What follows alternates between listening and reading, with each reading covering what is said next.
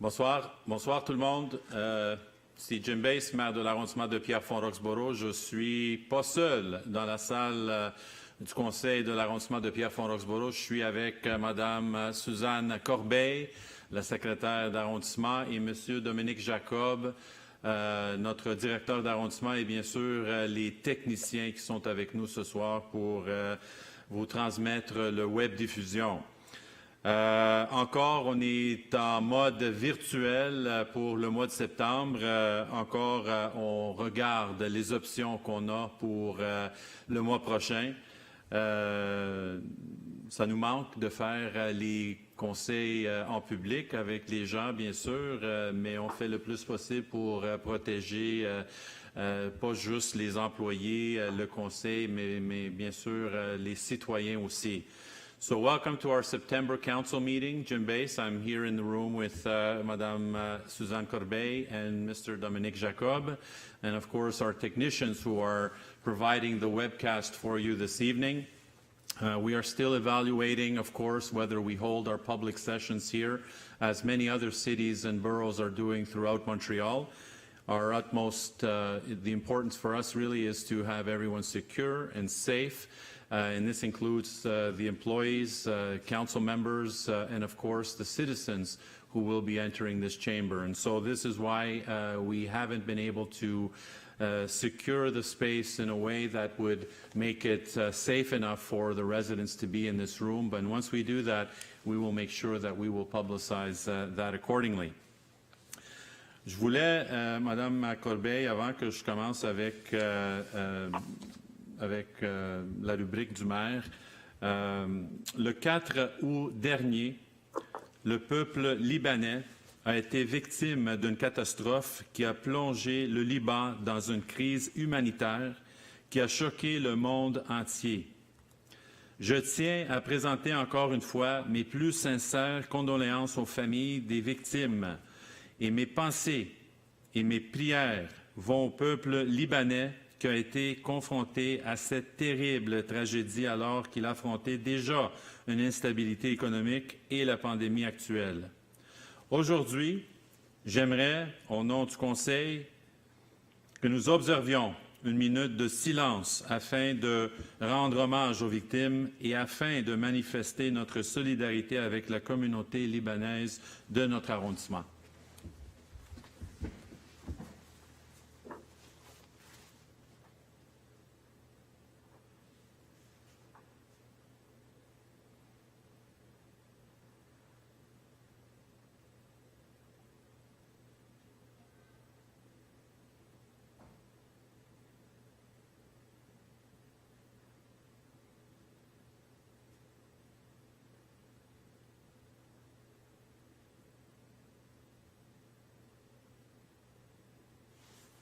Merci. Je vais faire la présence. Nous avons notre conseil par téléphone et bien sûr les services de l'arrondissement. Madame Catherine Clément-Talbot. Bonsoir. Madame Louise Leroux. Bonsoir. Monsieur Yves Gignac. Bonsoir.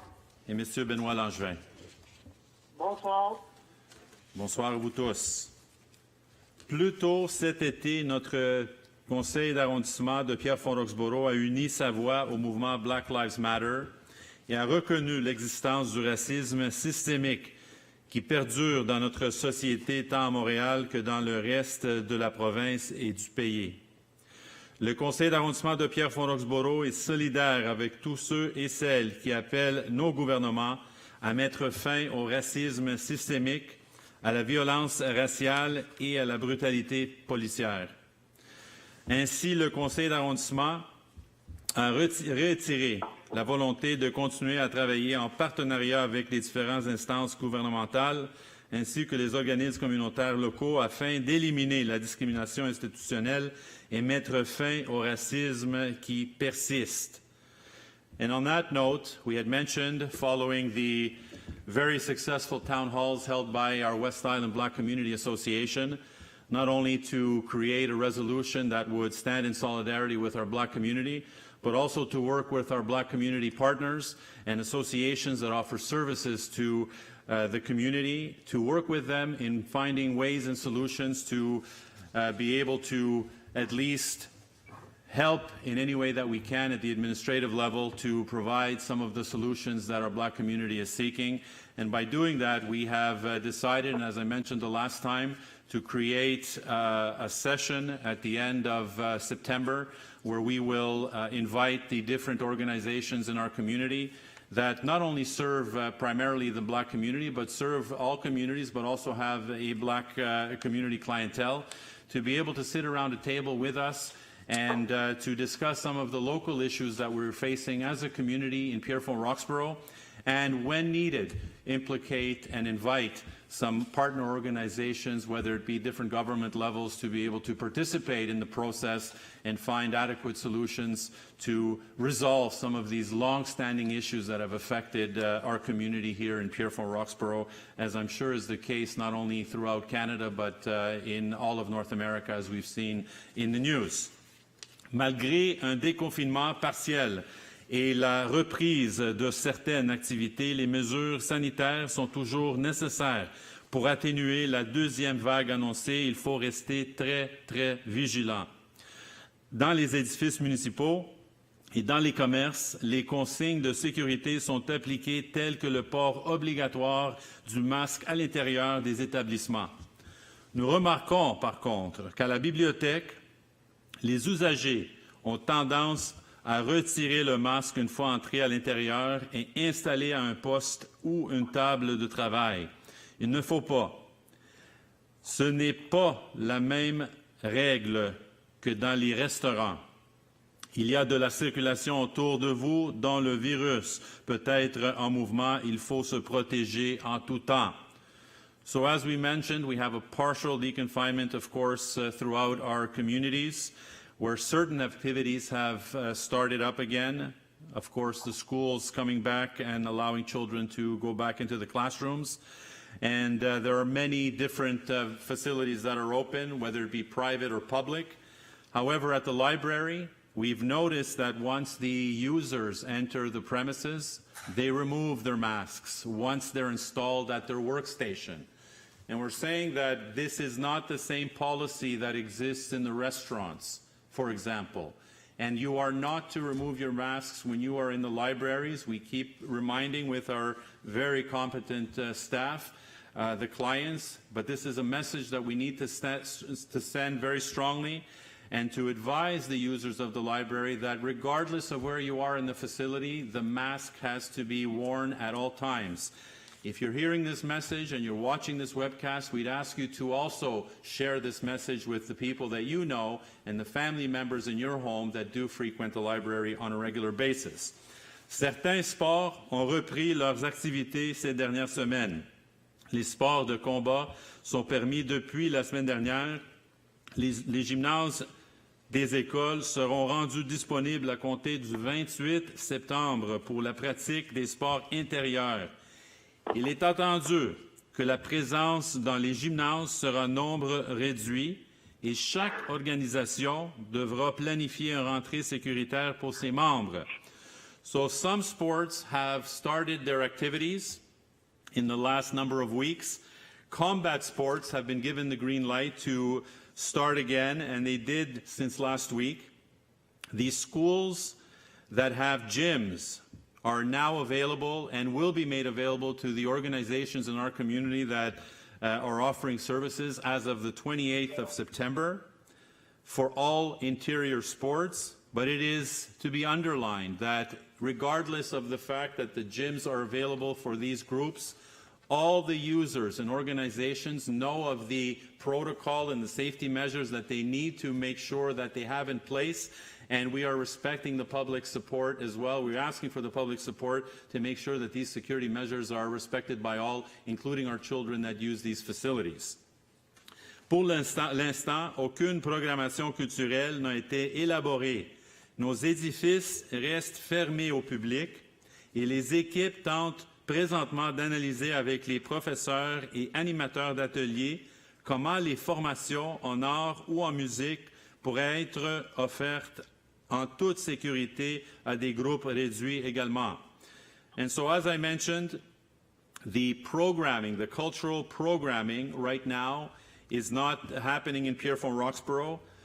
All of our public buildings, whether it be our community center, whether it be our Centre Marcel Morin, whether it be our Jerry Robertson Center in the east, these facilities are currently closed, and our teams are actively pursuing ways of opening these facilities, albeit partially, to be able to provide some type of services, of course, offered by our organizations.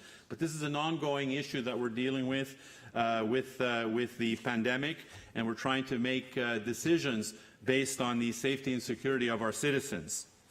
Les sessions de patins libres ont malheureusement dû être annulées vu la complexité de la logistique entourant l'activité.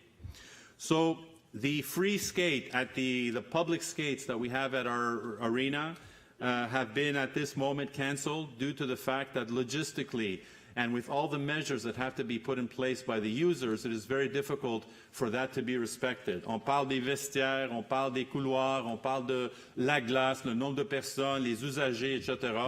C'était très difficile pour l'association et bien sûr les services de l'arrondissement de donner le feu vert pour faire cette activité-là. But we are still working and making sure that we are trying to provide the basic services that the public can use for their recreational needs, of course practicing all the social measures and the social distancing measures as outlined by the government of Quebec. J'avais un dernier point, Madame Corbeil, concernant une proclamation qu'on a faite l'année dernière. Et je voulais le faire maintenant avant qu'on commence avec la période des questions des citoyens. L'année dernière, on était, maintenant, on est un de 33 villes partout au Canada de proclamer le 4 septembre, journée de la sensibilisation à la maladie polykystique des reins, MPR.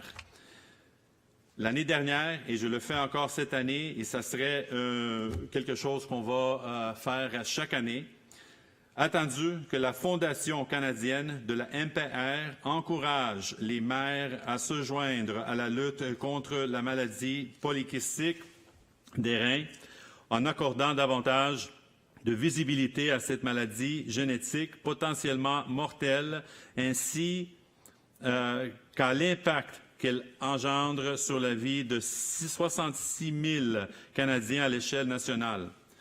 Attendu que la mission de la Fondation canadienne de la MPR consiste à promouvoir la recherche, la mobilisation, l'éducation, le soutien et la sensibilisation afin de trouver des traitements contre la maladie MPR et sa méthode de guérison, afin d'améliorer la vie de toutes celles et de tous ceux qui en souffrent. Attendu que Santé Canada reconnaît le 4 septembre comme étant la journée nationale de sensibilisation de la maladie MPR, c'était proposé par M. Gignac et M. Langevin l'année dernière, on garde la même proclamation, que l'arrondissement de Pierrefonds-Roxborough déclare le 4 septembre, journée nationale de la sensibilisation de la maladie MPR, telle que reconnue par Santé Canada, et que le Conseil encourage la population à appuyer généreusement à la cause de la Fondation canadienne de la MPR afin d'améliorer la qualité de vie de celles et ceux affligés par le MPR. Je vais le lire en anglais aussi. I will read it in English because I think it's an important proclamation that not only we, but also, as I mentioned, 33 other cities and towns throughout Canada also do it, and I'm sure there will be many, many more that will also do this for the betterment of the community that suffers through this disease. Whereas the PKD Foundation of Canada urges mayors to join the fight to end polycystic kidney disease, which is PKD, by elevating visibility of the life-threatening genetic disease and the impact it has on 66,000 Canadians nationwide. Whereas the mission of the PKD Foundation of Canada is to promote research, advocacy, education, support, and awareness in order to discover treatments and a cure for PKD disease and to improve the lives of all it affects. Whereas Health Canada recognizes September 4th as National PKD Awareness Day, last year was moved by Councillor Gignac and seconded by Councillor Langevin. It is unanimous on our council, of course, that the Borough of Pierrefonds-Roxborough declare September 4th National Polycystic Kidney Disease Awareness Day as recognized by Health Canada, and that the Council encourage the population to support generously the cause and to the PKD Foundation of Canada and improve the quality of life of those afflicted with PKD. I have to say also that I am congratulating in advance, and I have done this on numerous occasions, Luisa Miniaci, who has been the one that has been spearheading all these efforts, not only in our local communities in Montreal, on the West Island particularly, but also throughout Canada. And it's the efforts of Mrs. Miniaci and others in the PKD Foundation that we are reading this tonight, and we are recognizing the reality of what so many face in our community. So on that, I will pass this over to Madame Corbeil avec la période de questions. Merci, merci à vous tous. Merci. Donc, nous allons faire la lecture des questions qui ont été transmises par courriel à partir de la semaine de vendredi dernier. Donc, la première question nous vient de Madame Sarina Conti. Hello. First of all, I'd like to thank you for reading and answering these questions. I find this format for submitting questions very convenient, and I appreciate you all taking the time to respond. My question, I am wondering when Gouin West will be repaved. There are two sections that have been terrible to drive and bike and walk on for years, and the road is only getting worse. The two sections are just west of Saint-Charles, as soon as you turn onto Gouin from Saint-Charles, until Rue Julie, and again further down between Descageux and Rue Coursol. The city keeps patching up the sections, but it only makes it worse. Thank you. Mrs. Conti, thank you very much for your question. And in fact, we have quite a number of residents that do use this format to ask questions. Those, of course, that don't reach us on a regular basis, whether it's me, our services, or the members of council. I find an opportunity to be able to do that and watch us from home and replay not only their question, but our answer, and also visualize some of the other folks that are answering or asking the questions that may be important to you. This is a question that we were asked last council, and I have on occasion discussed this with residents that live in the area. Mr. Luc Marion had also asked this question last month, and we understand definitely the importance of this area being done. It is much more complicated than just a simple patching or surface patch, and this is something that we looked at carefully before we did any of the work necessary in having to go back and dig it up and try to find the root cause of the issue. So there are 3 steps to this approach that we're looking at. And as I mentioned last month, I have to tell you again exactly what we said the last month because it still holds true today. These patches are there because some structural problems have been observed in the area, and in places where we need to address them immediately by leveling and compacting the gravel under the paving, okay? So this is the first step. Just a simple paving job would not do the job enough to take care of these structural problems. And this is important for the user to be able to circulate there safely on an immediate term, as the road is highly deformed right now, and I know it very well because I pass by that area virtually every day, and I'm on a bike, but I can imagine the difficulty that there is not only for the cars but the pedestrians that have to navigate through this area. And such an intervention is good, but we also decided to do a more global and future-oriented intervention on a short term. The second step of the 3 is planned for 2021, which is next year, and aims to remove a layer of the asphalt and replace it with new paving on the whole section between Descageux and Noël. And this intervention would bring the road to a durable state and prevent really further degradation for a few more years at least. Similar works have been done last year and can be observed near this site on Bibot, Legault, Rouleau, among other streets that we did in the borough. To give you an idea of the type of work when we talk about a resurfacing. On the step 3, we plan on redoing the section between Descageux and Coursol completely in 2025. And we plan on addressing the sidewalk issue and the underground pipe problem. However, as you may expect, This is more of a complex solution and requires that we modify the path, the paving of Gouin and the pathing, the navigating through Gouin to fit with the existing posts and driveways.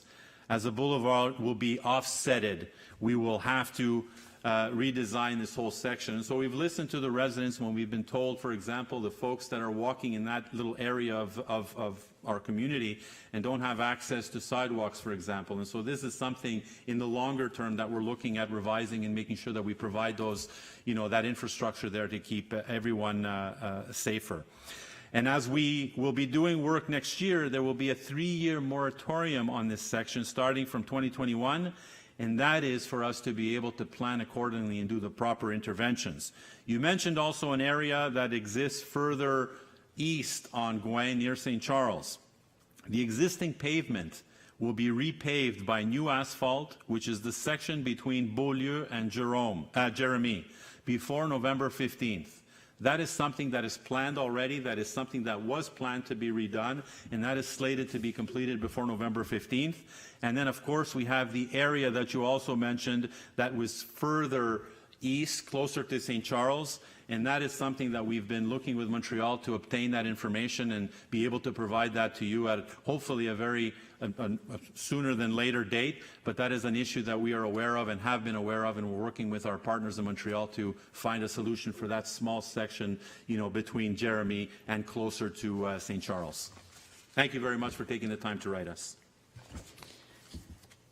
Madame Martha Bond, concerning the site plans for the construction of many new single-family dwellings in the borough on the agenda, what flood prevention rules are required? At least one house that is being rebuilt was flooded in 2017 or 2019. No or few permanent flood control measures have so far been constructed by the borough, city, or province, so the risk of severe flooding in some areas remain high. Please briefly summarize the projects that are potentially affected and the prevention measures. Thank you very much, Mrs. Bond, for taking the time to write us and ask us a very important question, and one that we look at on a regular basis every time we have projects that are, whether they're close to a flood zone or waterfront. These are issues that we look at on a continual basis, not to mention our efforts not only with the City of Montreal but with the different levels of government to find permanent solutions to any potential future flooding that we may have in our community. The property on 19,101 Gouin West is the only one affected, for your information, by the 2017 floods, which will be rebuilt. The new building is located, however, outside of the 0 to 20-year flood zone and outside of the ZIS, which is the Special Intervention Zone decreed by the Government of Quebec. It is also outside the PHEC zone, which is the highest known tides resulting from the CMM, if you remember, the Communauté Métropolitaine de Montréal interim control regulation, which is applied to a letter by the Urban Planning Department here at the borough. Moreover, no part of the construction will be located below the level of the drainage basins. Reconstruction is therefore authorized without special measures for flooding for this property, and this is the only one that you see tonight that is subject to any discussion regarding the flood zone. And in fact, I've explained to you why this is something that is authorized according to all the information I stated. Monsieur James Bond, concerning item 20.01 and 20.03, subsidies for various organizations, does the borough require or perform themselves a cost-benefit analysis and otherwise evaluate if the subsidies represent an efficient and effective expenditure for value to the citizens of Pierrefonds? Are audits performed to verify that the money is properly spent in line of the goals of the expenditures, and how the council ensures that no conflict of interest exists between the borough government and the organizations receiving funds? Mr. Bond, thank you very much for the question. This is something that we're asked on occasion by not only the citizens from time to time, but also some of the organizations that want to know how the process works in order for them to be eligible for some of the funding that comes from primarily the programs that are offered through the City of Montreal. Organizations applying for the City of Montreal grants must register in order to apply for the grant and submit their projects online. This is something that is done on a regular basis, and most, if not all, of the organizations know of this in advance. All call for proposals have their own criteria to respect, of course, depending on what the program and what the projects are. All projects submitted must respect the criteria put in place by the City of Montreal. If the projects do not respect the criteria, they are refused. Projects received by organizations are all evaluated by the committee composed of not only borough employees, the few borough employees, and employees of the respective departments of the City of Montreal. Therefore, there is no conflict of interest between organizations applying for the evaluation committee due to the fact that no employee is on a board of directors of the organization requesting the funds. The organizations, Mr. Bond, who send in their projects must submit a list of documents as well, and one of these documents is the latest financial statements of their organization. The organizations whose projects have been accepted must hand in not only a mid-year report, but also a final report to the borough, which is sent to the City of Montreal, which is very specific in terms of the information that is asked. And I know this firsthand because these were programs that we were managing when we were in the administration in Montreal. If there are any discrepancies with the project, the funds are returned to the City of Montreal. The grants represent an efficient and effective expenditure for value to the citizens of Pierrefonds because they are providing projects, and these projects are there to help underprivileged families, children and youth, providing prevention measures through various programs, activities, and workshops to fight against poverty and violence. And I'm going to go even further than that, Mr. Bond. We make a very strong effort here. We have a team in our recreation department, social development department, that reaches out to our different organizations in our borough and make it known that there are programs with the different due dates and the criteria and the type of projects that the City of Montreal is looking for in order that they understand how they become eligible. And so we make sure that all our organizations not only have the information firsthand, but also to be able to provide the support necessary for them to go through the process of filling out these requests and having them at least considered obtaining the funding available to better our community for the most vulnerable, if you will. So I appreciate and thank you very much for your question, Mr. Bond. Monsieur Ross Stitt, good evening. Black Lives Matter. In regard to current events, we should all take the time to reflect on this and take action to demand change to put an end to systemic racism. In that regard is my question. On June 30th, 2020, Snowden City Councilor Marvin Rotrand stated that $75 million should be reallocated from the police budget to other areas. He said that the City of Montreal has per capita the highest spending on any city in Canada on its police force. He was not happy that the police had refused to tell the Public Security Council if he used facial recognition technology or not. Our Security Council is, in fact, the body that is in charge of the police, and they had to go through access to information to obtain this information. Policing our police has been a major problem in Montreal as well. What would you say to defunding the police either totally or in part by reallocating part of its budget to services to help our citizens? This budget takes up the largest share of the city's total, which is over $5 billion. Thank you. Mr. Stitt, thank you very much for the question. And as you know, with the unfortunate developments that we've been witness to for the last, not only last weeks and months, but through the many decades and through history, the process of what we see now is really a process of accountability and analysis. And defunding or reallocating of funds can only happen if and when all the information is made available to the public, of course. Certainly continuing to fund organizations to complement and assist our SPVM is critical and must continue and be re-evaluated. This question, in my opinion, should be asked to our Montreal mayor and her administration, as I am not sure, to be honest, if she or her administration has clearly answered.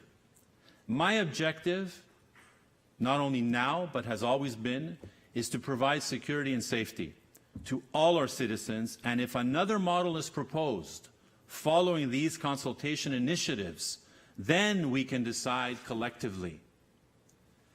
Again, I urge you, Mr. Stitt, to ask the city administration their stand on it and how they feel about defunding the police.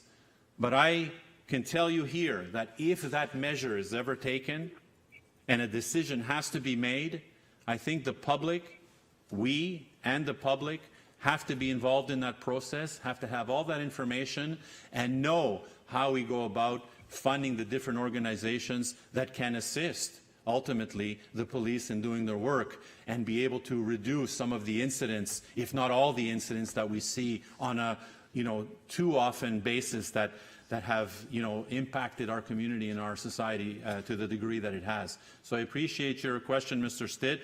I hope that was an answer that was at least reflective on my part, that I was able to answer that in a way that made some sense rather than just say yes or no.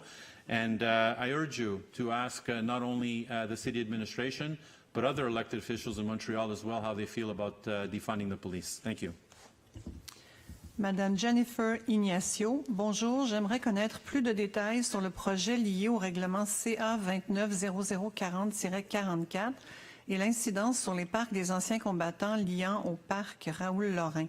Est-ce qu'il y aura un passage entre ces deux parcs? Quelles seront les mesures prises pour garantir la sécurité des lieux et pour éviter le flânage sur ces lieux? Merci. Madame Ignacio, merci beaucoup pour la question. Nous n'avons pas encore analysé les propositions possibles pour l'aménagement du terrain acquis par la Ville dans ces règlements. Et l'analyse des propositions sera réalisée dans la prochaine année. Une chose est sûre que ce terrain est situé présentement dans la carte, sur la carte qui est la zone d'intervention spéciale du gouvernement. On ne sait pas nécessairement qu'est-ce qu'on peut faire sur ce terrain-là. On a regardé plusieurs options. La première étape pour nous comme arrondissement, comme administration, c'est d'avoir ce terrain et d'avoir l'opportunité dans le futur de faire quelque chose comme agrandir le parc actuel, faire un lien entre le parc et le collège ou autre solution à venir. Une chose est sûre, c'est que le flânage, on sait très bien que le parc à cet endroit est très fréquenté. On est en communication, constante communication avec l'SPVM. On sait très bien que l'SPVM a intervenu sur les lieux plusieurs fois. L'utilisation est là. Effectivement, les gens y vont de partout pour aller à une place qui est quand même améliorée de qu'est-ce qu'on avait au début. Vous savez, c'était un projet du 375e anniversaire de Montréal. On est très fiers de ce parc. C'est sûr qu'on a du travail à faire. L'autre chose, l'effet que le chalet est fermé, qui n'est pas ouvert, sans surveillance, aussi nous aide pas dans la situation de flânage, mais c'est quelque chose qu'on travaille avec nos partenaires, entre autres l'SPVM, pour corriger la situation et de donner une meilleure qualité de vie aux gens qui demeurent dans ce secteur. Merci beaucoup pour la question. Madame Huguette Garot, suite à ma requête numéro de référence 20-196-489 concernant le projet ST 1617 sur la rue Rose et le boulevard Lalande, ma question est celle-ci. Les arbres, pourquoi avoir planté autant d'arbres le long de ma clôture, surtout des lilas? Oui, c'est beau des lilas, mais je suis allergique. Que comptez-vous faire pour remédier à cette situation? Et sans compter qu'une fois devenus grands, nous n'aurons plus aucune vue sur la rivière. Je trouve ça déplorable. Merci de m'avoir entendu. Madame Garot, merci beaucoup pour la question. On a demandé à nos services d'évaluer la situation et d'être en contact avec vous, j'espère très bientôt, pour trouver une solution à ce problème. Effectivement, les allergies, c'est une chose. La vue sur la rive, ça, c'est une autre. Mais aussi, c'est de planter les espèces à cet endroit, de faire un genre de mur, si vous voulez, naturel pour diviser ou séparer les résidents et le parc. Mais on a transmis l'information à nos services, à Mme Garot, et on est en train d'évaluer la demande et de voir qu'est-ce qu'on peut faire outre que de planter des lilas à côté de votre clôture. Comme j'ai dit, on espère d'avoir quelqu'un chez vous ou vous appeler cette semaine, mais on va essayer de faire ça cette semaine. Si ce n'est pas possible, ça va aller à la semaine prochaine, mais on va essayer de trouver une solution pour vous. Merci. Et la dernière question pour ce soir, M. Bernard Daunet. Les feux de circulation au coin de Pitfield et la voie de service de l'autoroute 13 semblent avoir envenimé la circulation dû à un chassé croisé de voies obligatoires. Est-ce que des ajustements sont envisagés afin d'amenuiser la situation? Merci beaucoup pour la question. On sait très bien qu'on a un enjeu sur la rue Pitfield et la 13. On savait dès le début que c'était un projet pilote. J'ai communiqué, moi, personnellement, avec Mobilité Montréal et les autres partenaires qui gèrent cet endroit pour expliquer la situation et de dire qu'on a un problème, surtout les heures de pointe. On était supposé d'avoir 2 voies qui tournaient à gauche sur la même voie présentement, mais maintenant, on a 2, oui, effectivement, mais l'autre, c'est l'autre partie pour aller prendre Gouin direction nord sur la 13, Pitfield, pour aller chercher Gouin. On sait très bien que les gens qui tournent de Gouin, ça cause un peu de trafic, surtout le matin, pour aller chercher la 13. Les feux fonctionnent, mais l'effet qu'on a juste une voie qui tourne à gauche au bout de Pitfield cause un problème. On a identifié quelques problématiques, pas juste moi, pas juste le conseil, mais aussi les services qui sont en constante communication avec nos collègues à la Ville de Montréal. On sait que déjà, ils ont confirmé qu'ils vont faire des améliorations cette semaine. Ils vont ajouter aussi la signalisation pour aider les gens de mieux comprendre comment ça fonctionne à cet espace-là. Et il reste à voir. Maintenant, le but de tout ça, c'est d'avoir plus de fluidité à cet endroit-là. Et je pense que les feux nous aident beaucoup pour les gens qui continuent sur Pitfield pour aller chercher la 13 et la 40 par la suite. Le problème qu'on a présentement, c'est que les gens qui virent vers la 13 pour aller chercher la 13 direction Laval bloquent 2, des fois 3 voies pour aller tourner à gauche parce qu'on n'a pas assez d'espace. L'SPVM aussi est au courant de cette situation-là et depuis nos commentaires, ils ont donné, je crois, à peu près 70 contraventions. Pour moi, la solution, c'est de ne pas donner nécessairement des contraventions, c'est éduquer le public comment ça fonctionne, mais aussi d'améliorer la situation pour donner un meilleur accès aux gens. Et c'est ça qu'on est en train de faire, pas juste à mon niveau comme élu, mais aussi avec nos services et la Ville de Montréal. Et j'espère que la situation va s'améliorer très bientôt. Surtout, l'information que j'ai eue cet après-midi, c'est qu'ils travaillent présentement sur un plan d'action pour améliorer la situation et en plus ajouter la signalisation. Merci beaucoup de prendre le temps de m'envoyer la question. Alors, ceci met fin à la période de questions. Nous pouvons procéder à l'adoption de l'ordre du jour pour ce soir. C'est le 1003 pour le Conseil. Ça me prend un proposeur appuyeur, s'il vous plaît. Je propose. J'appuie. Madame Talbot et Madame Leroux, merci.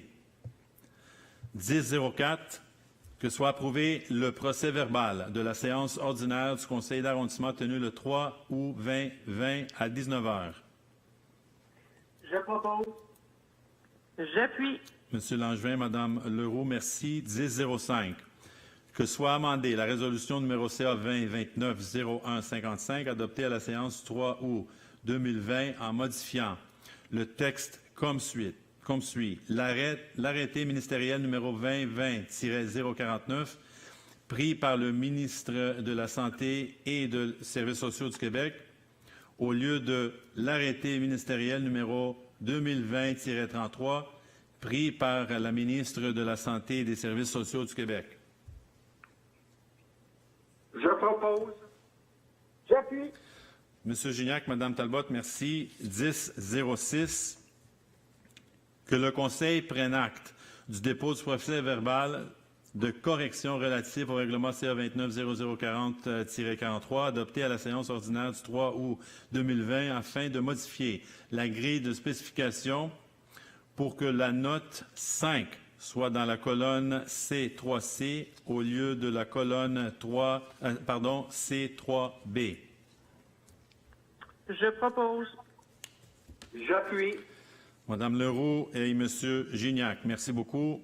10-07, que les élus du conseil d'arrondissement souhaitent une excellente rentrée scolaire à tous les élèves montréalaises et montréalais et une bonne succès dans leur réussite tout au long de l'année, qu'ils réitèrent l'importance de la persévérance scolaire, particulièrement pour ce retour en classe, en soulignant par cette résolution leur soutien. Je propose avec plaisir. J'appuie avec plaisir. Madame Leroux et Monsieur Langevin, je vais lire la résolution parce que je pense que c'est important, comme les autres, mais surtout pour les élèves qui retournent à l'école. Attendu que les semaines du 24 et 31 août 2020, près de 200 000 jeunes montréalaises et montréalais inscrits à la formation générale au primaire et au secondaire entameront une nouvelle année scolaire. Attendu que ces derniers représentent la relève et la collectivité montréalaise et que cette relève est importante pour le dynamisme de Montréal.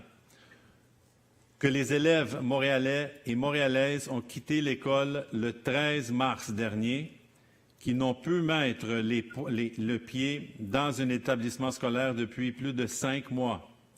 Que la crise sanitaire ait des conséquences directes sur la réussite éducative, que les jeunes Montréalaises et Montréalais ont démontré beaucoup de courage et de résilience pour affronter la réalité inédite du confinement, que ces derniers inspirent la collectivité par leur courage, un courage qui donne un nouvel élan à la rentrée, un nouvel souffle motivant qui entraîne la société avec eux, que les arrondissements ont les compétences et les pouvoirs pour influencer directement la qualité de vie des élèves montréalaises et montréalais, et que du même coup, ils permettent à ces derniers de développer leur plein potentiel, et que les élus municipaux collaborent aux efforts de la collectivité montréalaise en matière de sensibilisation des réussites éducatives. Comme on a dit, c'était proposé par Mme Leroux et appuyé par M. Langevin, que les élus du conseil d'arrondissement souhaitent une excellente rentrée scolaire à tous les élèves montréalaises et montréalais, un bon succès dans leur réussite tout au long de l'année, qu'ils réitèrent l'importance de la persévérance scolaire, particulièrement pour ce retour en classe, en souligne par cette résolution leur soutien. Je vais le lire en anglais parce que c'est quand même un arrondissement bilingue, avec le statut officiel bilingue, n'est-ce pas, Mme Corbeil? C'est bien ça. Resolution aiming to wish a good back to school to all Montreal students. Whereas during the weeks of August 24th and August 31st, 2020, nearly 200,000 young Montrealers registered at a general education in an elementary school or high school will start a new academic year. Whereas they represent the future for the Montreal community and that this next generation is important for the vitality of Montreal. Whereas Montreal students left school last March 13th and they were unable to set foot in a school building for more than 5 months. Whereas the sanitary crisis has direct consequences on academic success. Whereas young Montrealers have shown great courage and resilience to face the unrecorded reality of, or unprecedented reality of confinement. Whereas they inspire the collectivity of their courage, a courage that gives a new impetus to the back-to-school season, a motivating second wind which brings the society in their wake. Whereas the boroughs have the jurisdictions and power to direct influence the Montreal students' quality of life, and at the same time, they allow them to develop to their fullest potential. Whereas the municipal councillors collaborate with the Montreal community efforts in raising awareness and academic success, and as we mentioned, it was moved by Councillor Leroux and seconded by Councillor Langevin, and resolved that the Borough Council wishes a good back-to-school to all Montreal students and good success through the year, that it reiterates the importance of school perseverance, in particular for this back-to-school, and highlight with this resolution its support. Ça nous amène présentement à 2001. Que le Conseil octroie des subventions totalisant 92 625,15 aux 4 organismes suivants dans le cadre de l'entente administrative pour la gestion du Fonds québécois d'initiative sociale, Alliance pour la solidarité. 6 mois, bris d'isolement et initiation à l'informatique pour femmes immigrantes, 20 877. Cloverdale Multiresources Inc., Amusons-nous à la Jujutec Ludi, 9 998,90. Carrefour des 6-12 ans de Pierrefonds-Est, Accompagne-moi dans mes arts, 30 236. Et à Joie, Travail de rue Milieu Pierrefonds-Roxboro, 31 513. Et que le Conseil approuve les projets de convention entre la Ville de Montréal et chacun des organismes établissant les modalités pour les conditions de versement et de ces subventions, et autorise Mme Louise Zampini, chef de division culture, bibliothèque et développement social, à signer les conventions au nom de l'arrondissement. 2001. Je propose. J'appuie. J'ai M. Langevin comme proposeur, Mme Talbot. Merci. 2002.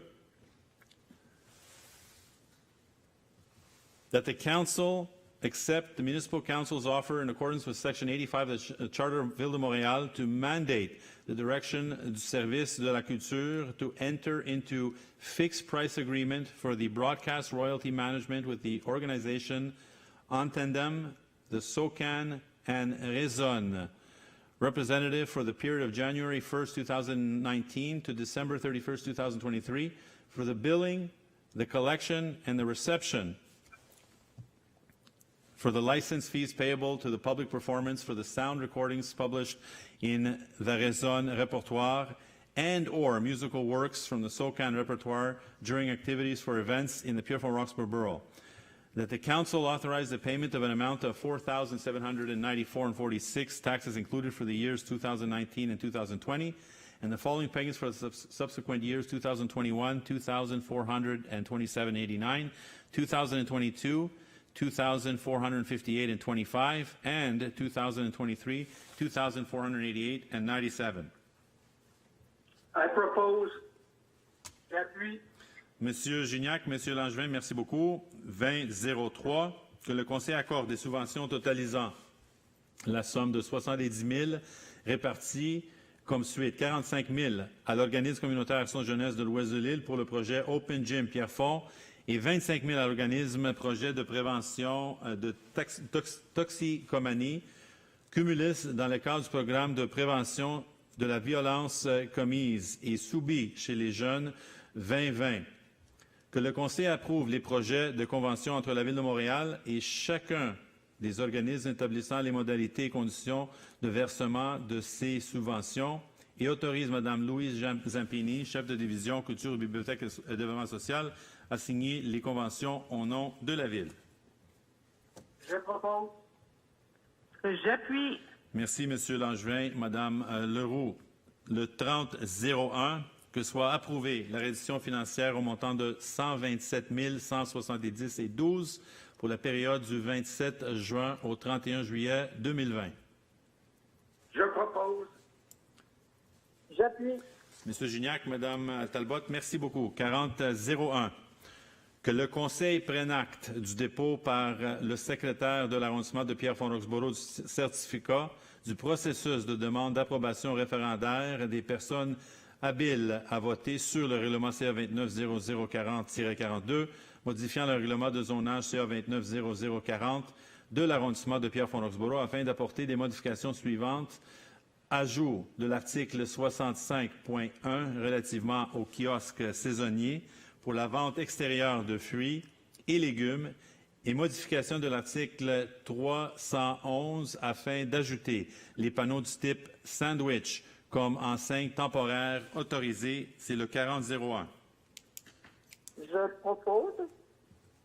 J'appuie. Madame Talbot, Madame Leroux, 4002, c'est le même dossier.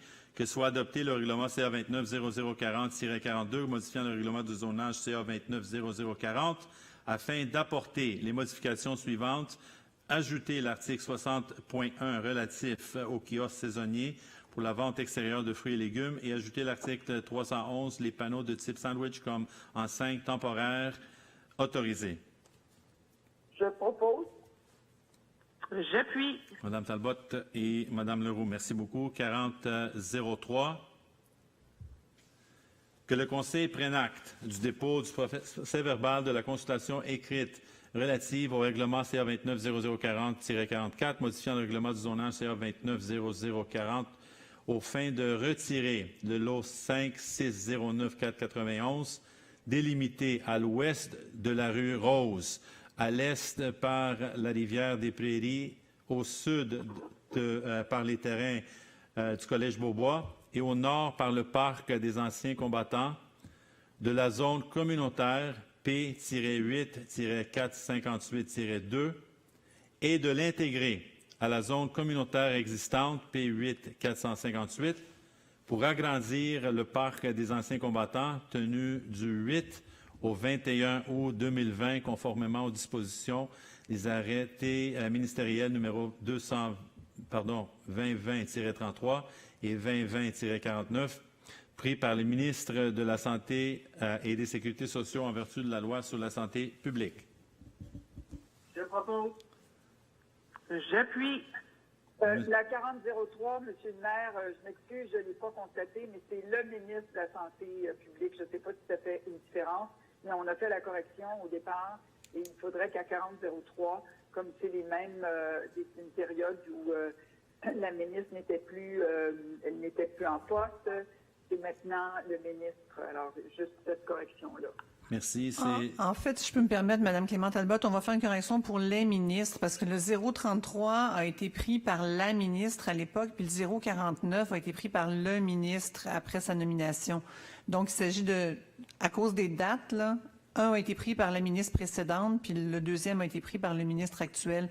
Donc, je pense qu'on va couper la poire en deux, puis on va dire pris par les ministres. Oui, s'il vous plaît, parce que comme ça porte moins à confusion. Parfait. Puis ça laisse la place aux deux. Je vous remercie. Merci beaucoup, Mme Talbot, Mme Corbeil. 4004, c'est le même dossier. That be adopted second draft for the bylaw number CA 290040-44, modifying zoning bylaw CA 290040 in order to withdraw lot 5609491, bounded on the west by Rue Rose, on the east by the Rivière des Prairies, on the south by Collège Beaubois property, and on the north by the Anciens Combattants Park, from the P8 458-2 community zone and to include it in the existing P8 458 community zone to extend the Anciens Combattants Park, to pursue the adoption procedure of this draft bylaw in accordance to the rules of the May 7, 2020 Ministerial Order number 2020-33, by bringing the necessary adaptations to the referendum procedure, namely by establishing a remotely registration process of the qualified voters, and if need, by organizing the holding of a referendum by correspondence according to the conditions provided by the bylaw on absentee voting. I propose.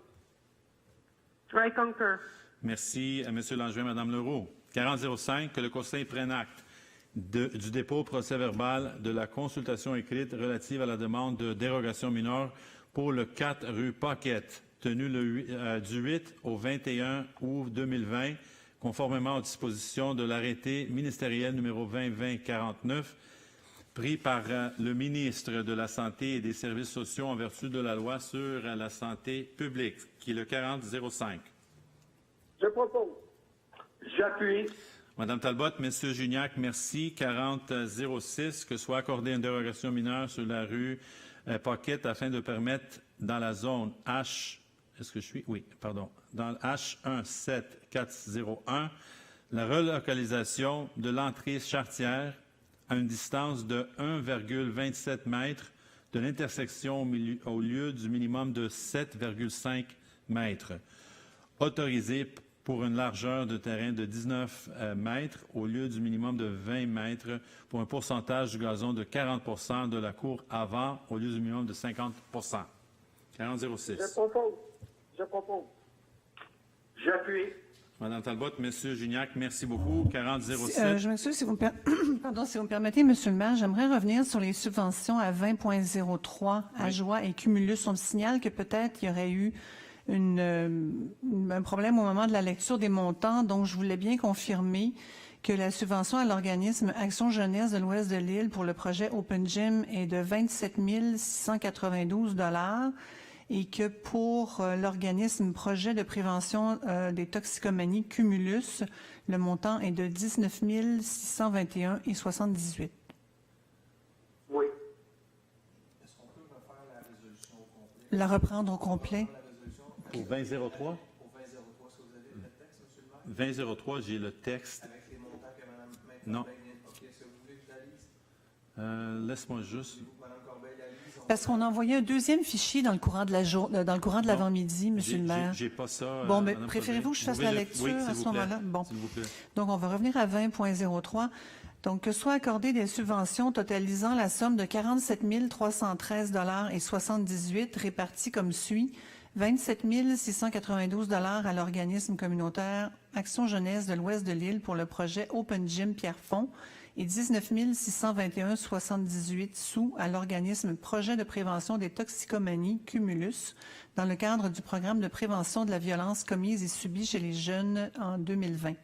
D'approuver les projets de convention entre la Ville de Montréal et chacun des organismes établissant les modalités et conditions de versement de ces subventions.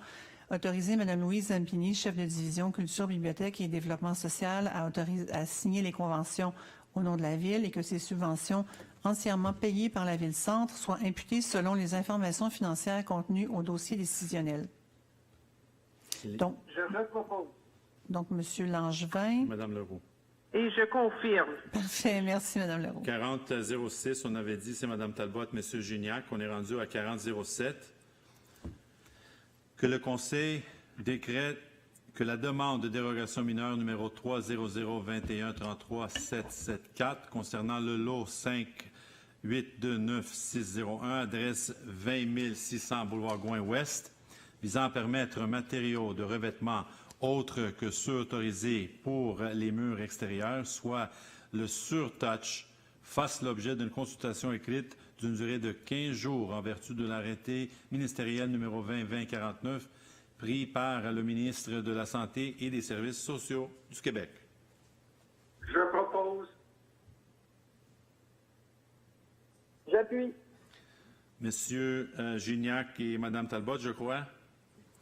4008, que le Conseil décrète que la demande de dérogation mineure numéro 30020934454 concernant le lot 1390128, adresse 46 4e Avenue, visant à régulariser la distance entre le bâtiment principal et la ligne latérale du côté et fasse l'objet côté est, fasse l'objet d'une consultation écrite d'une durée de 15 jours en vertu de l'arrêté ministériel numéro 20-2049 pris par le ministère de la Santé et des Services sociaux du Québec. Je veux juste confirmer, c'est bien 46 14e Avenue. Oui. Et je propose. J'appuie. Madame Leroux et Monsieur Langevin, merci beaucoup. 4009, que le Conseil décrète que la demande de dérogation mineure numéro mentionnée concernant le lot 1347982, adresse 17 284 rue Julie, visant à régulariser la distance entre le bâtiment principal existant et la ligne avant fasse l'objet d'une consultation écrite d'une durée de 15 jours en vertu de l'arrêté ministériel numéro 2020-49 pris par le ministre de la Santé et des Services sociaux du Québec. Je propose. J'appuie. Merci, M. Gignac, Mme Talbot. 40-10, que soit approuvé le PIA pour la construction de nouveaux bâtiments unifamiliales isolés de 2 étages au 13 704 rue David.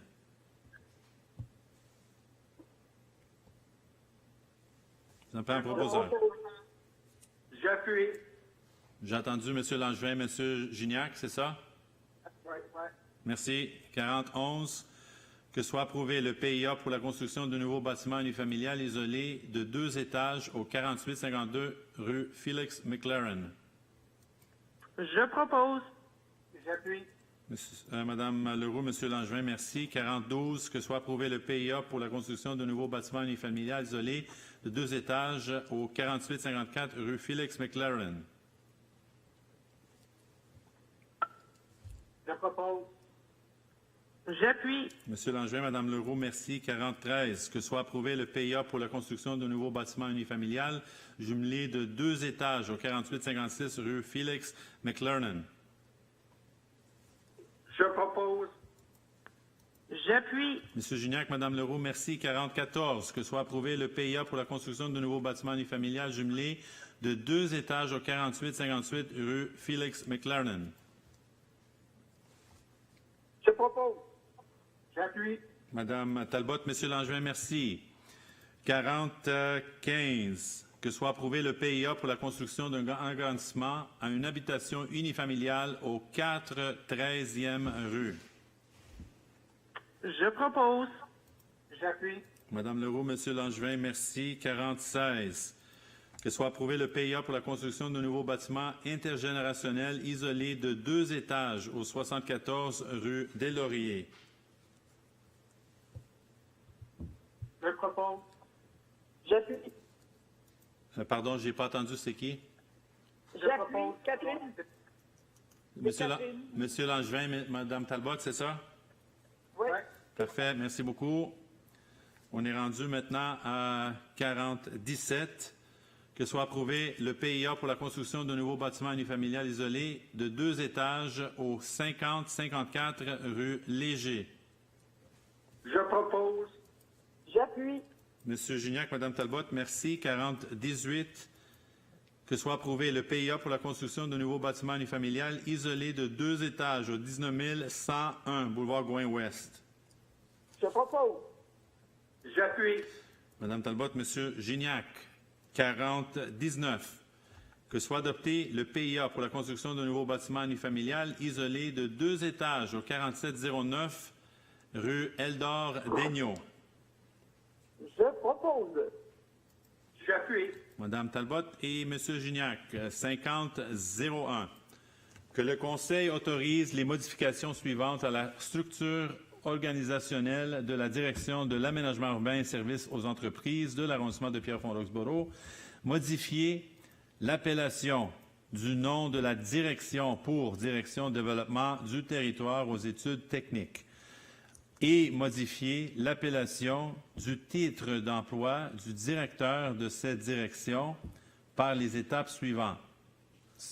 Abolition en différé du poste numéro 28770 lors du départ à la retraite de la titulaire actuelle et création d'une poste permanent sans affectation permanente de directeur, développement du territoire et études techniques, à compter de l'adoption de la présente. Je propose. Un appuyeur, s'il vous plaît. J'appuie. Monsieur Gignac et Monsieur Langevin, merci beaucoup. Ça nous amène à 70-01, qui est la fin de cette séance. Monsieur Gignac Je propose à l'éveil de l'Assemblée. J'appuie. et Madame Talbot. Sur ça, je vous souhaite une excellente soirée. Soyez prudents. On n'a pas terminé avec la pandémie. On sait très bien avec le retour aux écoles, avec l'annonce aujourd'hui du gouvernement, on a 70 écoles avec des cas positifs des jeunes. De notre côté, on travaille très fort avec le CIUS de l'ouest de l'île. Ils font un travail extraordinaire pour communiquer l'information, mais aussi prendre les mesures nécessaires pour protéger pas juste les étudiants, mais bien sûr les parents et les familles qui sont impliqués. Sur ça, je les remercie sincèrement. Stay safe, everyone. This pandemic is still here with us. The return to schools has resulted in, as we know, in Quebec, to 70 schools having positive cases.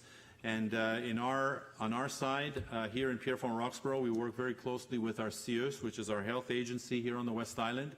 And I can tell you that they're doing a remarkable job in not only identifying these cases, but also doing the outreach into the community to try to find the contact tracing and make sure that all the parents of these schools, when there is a case that is positive, that they do the outreach to make sure that everyone is aware of their role and responsibility and what they have to do. So on that, merci beaucoup à tous, bonsoir à tous, and we'll see you next month. Thank you.